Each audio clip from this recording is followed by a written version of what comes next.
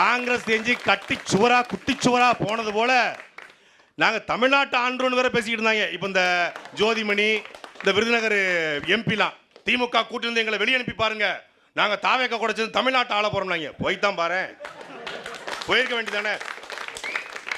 அப்புறம் இந்த வழக்கம் போல சீமான் வந்து நெய்தல் படை அமைப்பாரு, சீமான் வந்து கற்பனை வாதத்தை வாழ்றாரு அப்படின்னு பேசினாரு. கடலோர காவல் படைன்னு ஒன்று தமிழ்நாடு அரசு வச்சுக்கு தெரியுமா தெரியாதா? கடலோர காவல் படையவே மீனவர்களிருந்து மீனவனையே படையாக மாற்றி ஒரு படை அமைப்போம். பேரு நெய்தல் படை.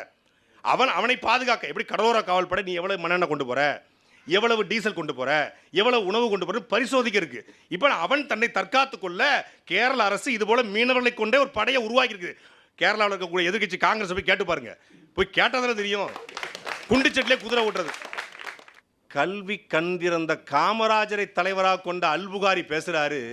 காமராஜர் இருந்த காங்கிரஸ் கூடிய அல்புகாரி பேசுறாரு, கல்வியை அனைவருக்கும் கொடுப்பது சாத்தியம் உள்ளது. உங்களுக்கு வெக்கமா இல்ல? வெக்கமா இல்ல? தனியார் பள்ளி கூட அரசு பள்ளி போட்டி போட முடியாது.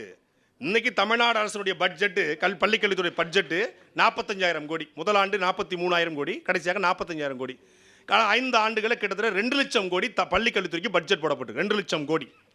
இந்த 2 லட்சம் கோடி பட்ஜெட்ல புதிதாக கட்டப்பட்ட பள்ளிக்கூடங்கள் எத்தனை, புதிதாக மேம்படுத்தப்பட்ட பள்ளிக்கூடங்கள் எத்தனை? இதுதானே உண்மையான வாக்குறுதியா இருந்திருக்கணும். அதை கெட்டாம நம்ம ஸ்கூல் திட்டம், அது என்ன தெரியுமில்ல, முன்னாள் மாணவர்கிட்ட காசு வாங்குறது. அப்புறம் என்னத்துக்கு பட்ஜெட்? எதுக்கு பட்ஜெட்? ஆசிரியருக்கு சம்பளம் போட காசு இல்லையா, உடற்பயிற்சி ஆசிரியருக்கு சம்பளம் போட காசு இல்லையா, 45,000 கோடி வச்சு என்ன பண்றீங்க? நாங்க என்ன சொல்றோம், இலவசங்களை ஒழிப்போம்.